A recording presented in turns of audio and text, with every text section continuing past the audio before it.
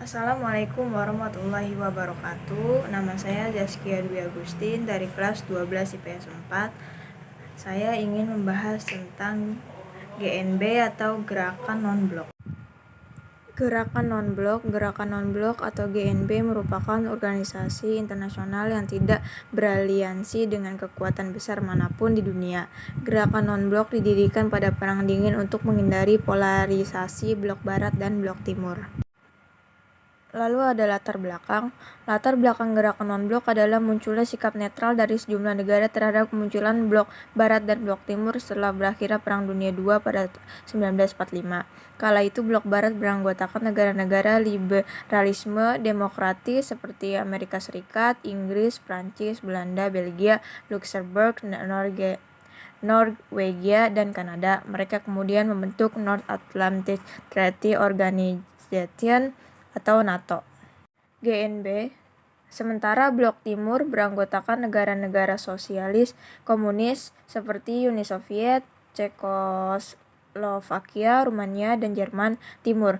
Mereka kemudian membentuk Pakta Warsawa. Masing-masing blok kemudian mencari anggota baru, namun rupanya tidak semua negara di dunia ingin bergabung dalam blok tersebut.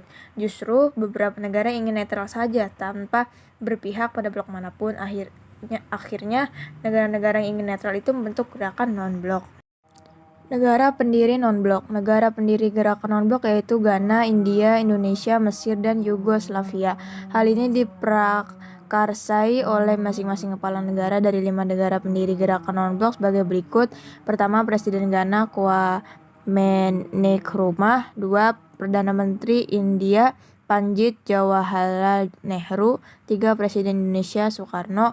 4. Presiden Mesir Gamal Abdul Nasir. 5. Presiden Yugoslavia Josip Broz Tito. Pun tujuan gerakan non-blok. Berikut beberapa tujuan gerakan non-blok yaitu pertama, memelihara perdamaian dan keamanan internasional. Kedua, mengusahakan tercapainya pelucutan senjata secara umum dan menyeluruh di bawah pengawasan internasional efektif. Ketiga, mengusahakan agar PBB berfungsi secara efektif. Keempat, mengusahakan terwujudnya tata ekonomi dunia baru. Kelima, mengusahakan kerjasama di segala bidang dalam rangka mewujudkan pembangunan ekonomi dan sosial. Lalu ada peran Indonesia pada GNB.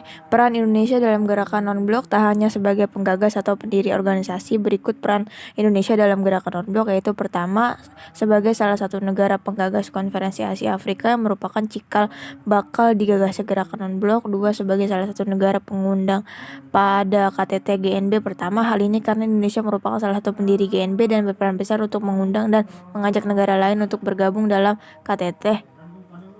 3. Menjadi ketua dan penyelenggara KTT GNB ke-10 yang berlangsung di Jakarta dan Bogor pada 1-7 September 1992. Indonesia juga menjadi perintis dialog Utara Selatan, yaitu dialog yang memperkuat hubungan negara maju utara dan negara berkembang selatan. Lalu ada peran GNB terhadap perdamaian dunia, yaitu tujuan awal GNB adalah untuk meredakan perang dingin dan ketegangan dunia sebagai akibat pertentangan antara blok barat Amerika Serikat dan blok timur Uni Soviet. Organisasi ini kemudian berkembang menjadi organisasi kerjasama antar bangsa pada bidang-bidang lainnya. GNB merupakan perwujudan emansipasi politik negara-negara anggotanya untuk menciptakan dunia yang aman, bebas dari perang, kemiskinan, keterbelakangan, dan lepas dari penjajahan. Sampai akhir peristiwa runtuhnya tembok Berlin yang memisahkan Jerman Barat dan Jerman Timur pada tahun 1989 menandai akhir dari Perang Dingin. Peta kekuatan dunia telah mengalami revolusi yang dramatis. Tidak ada lagi pertentangan antara blok barat dan blok timur. Sampai saat ini gerakan non-blok masih aktif. Pusat gerakannya berada di Jakarta, sedangkan biro koordinatornya berada di New York. Terhitung mulai 2016 hingga sekarang, gerakan non-blok dipimpin oleh Presiden Venezuela Nicolas Maduro sebagai penerus dari 2 presiden gerakan non-blok sebelumnya, Mahmud Ahmadinejad dan Hassan Rouhani. Keberadaan GNB masih relevan hingga sekarang sebagai persatuan negara yang memiliki sifat penekan terbesar dalam PBB untuk menekatkan negara adik kuasa seperti Amerika Serikat.